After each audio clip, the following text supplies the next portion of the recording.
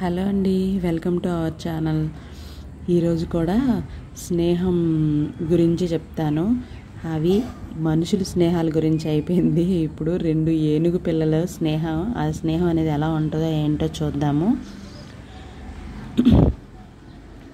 మనం కథలోకి వెళ్ళే ముందు ఇంకా ఎవరైనా సబ్స్క్రైబ్ చేయకపోతే వెంటనే సబ్స్క్రైబ్ చేసుకోండి, అలాగే లైక్ చేయండి.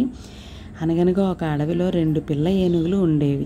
అవి చిన్నప్పటి నుంచి మంచి స్నేహితులు. అన్ని పనులు కలిసిమెలిసి చేసుకునేవి. ఎక్కడికైనా 2 కలిసే వెళ్ళేవి. కొంతమంది ఏనుగులను ఎత్తుకుపోవడానికి అడవికి వచ్చారు. వారిని గమనించిన పెద్ద ఏనుగులు పారిపోమ్మని మిగిలిన వాటిని హెచ్చరించాయి. అవన్నీ తలా ఒక దిక్కుకు పరిగెత్తాయి. స్నేహితులైన పిల్ల ఏనుగులు 2 కలిసి ఒకే దిక్కుకు పరిగెత్తాయి. చాలా దూరం వెళ్ళిన తర్వాత వాటికి దారి తప్పామని అర్థమైంది. తిరిగి బాగా అలసిపోయి వాటికి విపరీతమైన దాహం వేసింది. నీళ్ల కోసం వెతకసాగాయి. కనుచూపు మేరలో ఎక్కడా నీళ్లు కనిపించలేదు. నీళ్ల కోసం వెతుకుతూ చాలా దూరం వెళ్ళాయి. ఒక చోట గుంట కనిపించింది. కానీ దానిలో నీళ్లు చాలా తక్కువగా ఉన్నాయి. 2 ఏనుగులకు సరిపడనన్ని నీళ్లు లేవు. అసలే అవి చాలా దాహంతో ఉన్నాయి. ఎక్కువ నీళ్లు తాగితే తప్ప వాటి దాహం తీరేటట్లు లేదు. ఆ గుంటలో ఉన్న నీళ్ళన్నింటినీ తాగిన ఒక్క ఏనుగు కూడా పూర్తిగా దాహం తీరదు. అప్పుడు మొదటి ఏనుగు ఈ నీటిని నువ్వు తాగు, నాకు దాహం ఎక్కువగా లేదు అని రెండో దాంతో చెప్పింది.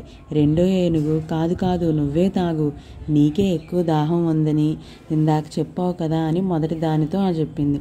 చాలాసేపు 2 వాదించుకున్నాయి. చివరకు అవి 2 ఒకేసారి నీళ్లు తాగాలని నిర్ణయించుకుని తొండాలు నీటిలో పెట్టాయి. ఎంతసేపటికి గుంటలో నీళ్లు తగ్గటం లేదు. ఈలోగా పెద్ద ఏనుగులు చిన్నవాటిని వెతుకుతూ అక్కడికి చేరుకున్నాయి. తొండాలు నీటిలో ఉంచిన పిల్ల ఏనుగులను చూశాయి. కాసేపటి తరువాత పెద్ద ఏనుగులకు పిల్ల ఏనుగులు నీటిలో తొండాలు పెట్టాయి. కానీ నీళ్లు తగ్గడం లేదు అని అర్థమైంది. మీరు నీళ్లు ఎందుకు తాగడం లేదు అని పిల్ల ఏనుగులను అడిగాయి.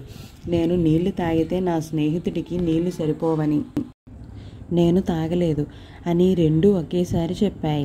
మీరు ఒకరి కోసం మరొకరు త్యాగం చేసుకున్నారు. స్నేహితులంటే మీలాగే ఉండాలి అని పెద్ద ఏనుగులు వాటిని మెచ్చుకున్నాయి. గుంటలోని నీటిని చెరిసగం తాగమని వాటికి సలహా ఇచ్చాయి. నీళ్లు తాగాక అన్నీ కలిసి అడవిలోకి తమ ప్రాంతానికి తిరిగి వెళ్ళాయి. దీని నీతి ఏంటంటే, పరస్పరం అర్థం చేసుకున్నప్పుడే స్నేహం 10 కాలాల పాటు సజీవంగా ఉంటుంది.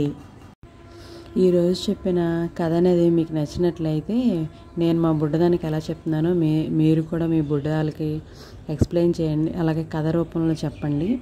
ఈవినింగ్ టైంలో పడుకునే ముందు ప్రతిరోజు ఒక నీతి కథను చెప్తూ ఉండండి. వాళ్ళకి ఎలా ఉండాలి, మన చుట్టూ ఉన్న వాళ్ళతో మనం ఎలా ఉండాలి అనేది వాళ్ళకి తెలియదు. మన బుడ్డోళ్ళకి కూడా మనం ఎలా ఉండాలి ఏంటి అనేది మనం ఎక్స్ప్లెయిన్ చేసిన వాళ్ళం అవుతాము. అలాగే ఇప్పుడు ఎలాగో హాలిడేసే కదా, ప్రతిరోజు ఒక నీతి కథను చెప్పండి పడుకునే ముందు. ఈ వీడియో మీకు నచ్చినట్లయితే లైక్ చేయండి.